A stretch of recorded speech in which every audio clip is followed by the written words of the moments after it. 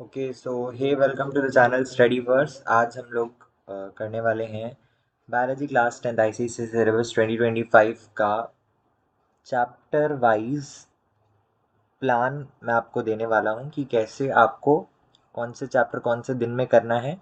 ठीक है, आपका 10 डेज में कंप्लीट हो जाएगा पूरा सिलेबस। ठीक है, अगर आप ये प्लान को फॉलो करते हैं तो पहले मैंने यहाँ पे लिखे हुए हैं कुछ चैप्टर्स। ठीक है, आपके पास 16 चैप्टर्स है आपके class 10th biology ICSC syllabus में 16 चैप्टर्स दिए गए हैं। उसके मैंने यहाँ पे चैप्टर वाइज जो है वेटेज लिख दिए हैं। ठीक है, वेटेज मतलब जो मार्क्स हैं कि मतलब आपके जो प्रीवियस 10 ईयर का अगर हम लोग देखें तो किस में कौन से चैप्टर में से कौन से क्वेश्चंस मतलब कौन से चैप्टर से कितने क्वेश्चंस आए हैं और कितने मार्क्स के क्वेश्चन आए हैं वो यहाँ पे उसके बेसिस पे मैंने लिख दिए मार्क्स। ठीक है, और फिर मैं आपको जनवरी 1 से लेके जनवरी 10 तक का प्लान यहाँ पे देने वाला हूँ। ठीक है, उससे आपका जो है पूरा क्लियर हो जाएगा कि आपको कैसे करना है। ठीक है, तो पहले हम लोग देखेंगे यहाँ पे जनवरी 2025। ठीक है, जनवरी 2025 में आपको शुरू करना है यहाँ पे। तो आपका पहले यहाँ पे रहेगा 1 जैन में। ठीक है, 1 जैन जनवरी 1 में आपको कौन कौन से चैप्टर देखने हैं। जनवरी 1 में आपको देखने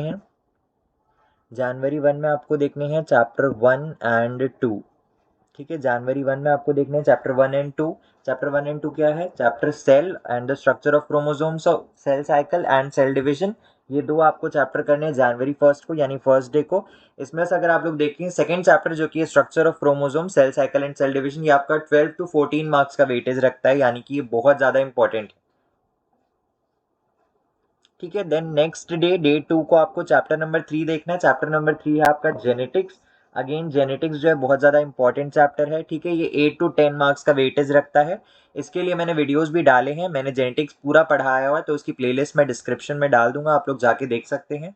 ठीक है, अगर कोई डाउट आया तो आप लोग वीडियो रेफर कर सकते हैं। ठीक है, देन डे 3 को आपको क्या देखना है? डे 3 को आपको देखना है चैप्टर नंबर 6। डे 3 को आपको चैप्टर नंबर 6 देखना है। चैप्टर नंबर 6 कौन सा है यहाँ पे? Photosynthesis, again a very important chapter. ठीक है, चैप्टर 6 है आपका फोटोसिंथेसिस, जो कि प्लांट फिजियोलॉजी के अंदर आता है। ठीक है, प्लांट फिजियोलॉजी के अंदर आता है फोटोसिंथेसिस। ये 12 to 14 मार्क्स का वेटेज रखता है। ये 12 to 14 मार्क्स का वेटेज रखता है, सो it is very very important. ठीक है, नेक्स्ट डे 4 को आपको देखना है चैप्टर नंबर 8। चैप्टर नंबर 8 है आपका सर्कुलेटरी सिस्टम। ठीक है, again a very important chapter. ये आपके ह्यूमन फिजियोलॉजी के अंदर आ जाता है। सर्कुलेटरी सिस्टम भी यहाँ पे 8 to 10 मार्क्स का यहाँ पे आपका वेटेज रखता है। ठीक है, देन नेक्स्ट हम लोग देखेंगे आप डे 5 को क्या करेंगे। आप डे 5 को चैप्टर नंबर 11 करेंगे, जो कि है आपका सेंस ऑर्गन। ठीक है, सेंस ऑर्गन्स में आपको आपके आई का स्ट्रक्चर अच्छे से पढ़ना है। ठीक है, आई के जो भी पार्ट्स होते हैं वो सब आपको अच्छे से पढ़ना है। ईयर के जो है पार्ट्स अच्छे से पढ़ना है। डायग्राम में लेबल्ड डायग्राम आपको स्टडी करना है। ठीक है, लेबल्ड डायग्राम आपको स्टडी करना है। देन नेक्स्ट डे 6 को आपको क्या देखना है? डे 6 को आपको देखना है चैप्टर नंबर 12, जो कि है आपका एंडोक्राइन ग्लैंड्स। ठीक है, एंडोक्राइन ग्लैंड्स आपको देखना है। Endocrine glands again very important chapter है। भले इसका वेटेज 4 to 5 मार्क्स का है, लेकिन फिर भी ये चैप्टर बहुत इंपॉर्टेंट है, आपको आगे भी काम आएगा। और ये इसमें से जो फंक्शंस पूछे जाते हैं, ठीक है, एंडोक्राइन ग्लैंड्स में ग्लैंड्स के जो है मेनली फंक्शंस पूछे जाते हैं, तो वो आपको अच्छे से याद रखना है। ठीक है, नेक्स्ट कौन से हार्मोन सिक्रीट करता है वो भी बहुत इंपॉर्टेंट है। ठीक है, कौन सा ग्लैंड कौन से अदर ग्लैंड्स को कंट्रोल करता है, ये सारी चीजें इस चैप्टर से पूछी जाती है।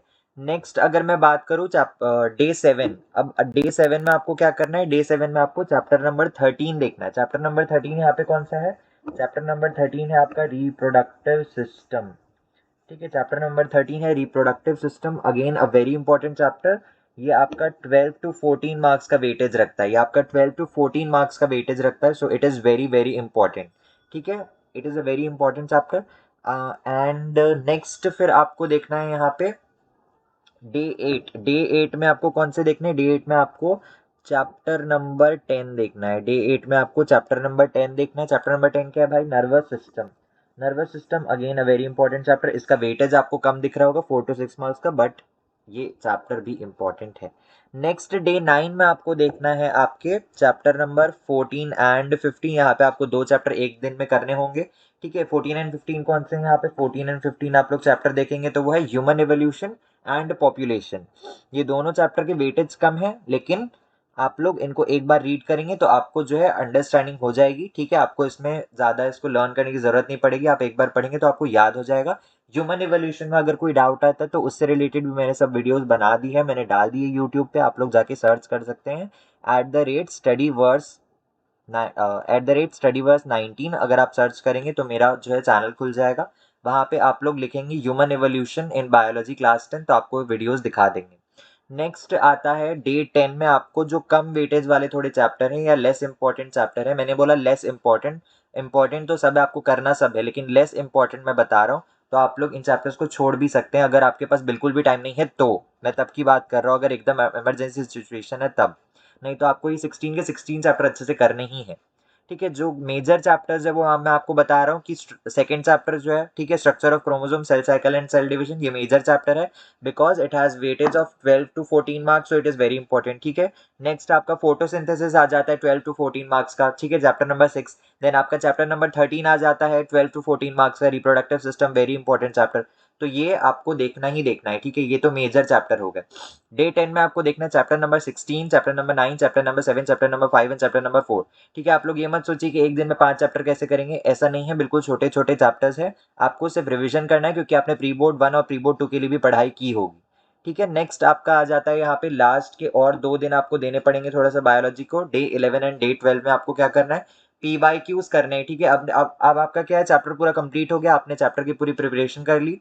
अब आपके पास 2 दिन बचता है, आपको जो भी प्रीवियस ईयर क्वेश्चन पेपर्स होते हैं, ठीक है, आपके पास एक अगर अभी भी आपने बुक नहीं लिया तो आप लोग ले सकते हैं, ओसवाल की बुक आती है, ठीक है, 10 ईयर्स सॉल्व पेपर्स की बुक आती है, तो उसमें आपको चैप्टर्स आपने पढ़ लिए, अब पूरे प्रीवियस ईयर क्वेश्चन देखिए, ठीक है। आपको दिखेगा कि कुछ कुछ क्वेश्चन जो है रिपीट हो रही है, उनको मार्क कर लीजिए, ठीक है, क्योंकि वो इस साल भी रिपीट हो सकते हैं। नेक्स्ट जो क्वेश्चन आपको हार्ड लग रहा है, जो क्वेश्चन आपसे नहीं बन पा रहा है, उनको मार्क कर लीजिए। तो आपके पास क्या है, एक लिस्ट ऑफ क्वेश्चंस आ जाएगा जो बहुत ही ज्यादा इंपॉर्टेंट, आपका एक छट के जो है ऐसे सेलेक्टेड क्वेश्चंस का एक बंडल बन जाएगा, एक सेट बन जाएगा आपके पास, ठीक है। फिर जो बायोलॉजी पेपर आपका उसके लिए आपको लिए 3 दिन की छुट्टी रहेगी, तो तब आप लोग वो सारे क्वेश्चंस को फिर से देखेंगे, ठीक है। आपने बुक में भी ऑब्वियसली बुक के अंदर चैप्टर्स पढ़े होंगे, उसमें जो हाईलाइट किया हुआ है वो सब आपको देखना पड़ेगा एग्जाम के पहले।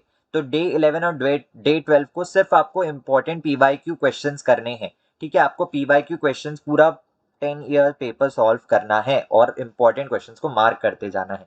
अगर आप ये प्लान फॉलो करेंगे तो आपका बहुत अच्छा जाएगा पेपर, ठीक है। अब ऑब्वियसली अपने हिसाब से आप लोग इन सबको एडजस्ट कर सकते हैं, मैंने सिर्फ एक कॉमन प्लान बताया है जो कि एक क्लास 10th ICSE का बच्चा जो है वो फॉलो कर पाए, ठीक है। तो अगर आपको ये वीडियो पसंद आया तो please like, share and comment. अगर कोई भी डाउट है तो आप कमेंट कीजिए, आपको कोई भी टॉपिक में डाउट हो रहा है तो आप लोग कमेंट कीजिए, ठीक है, मैं उस टॉपिक पे वीडियो डाल दूंगा।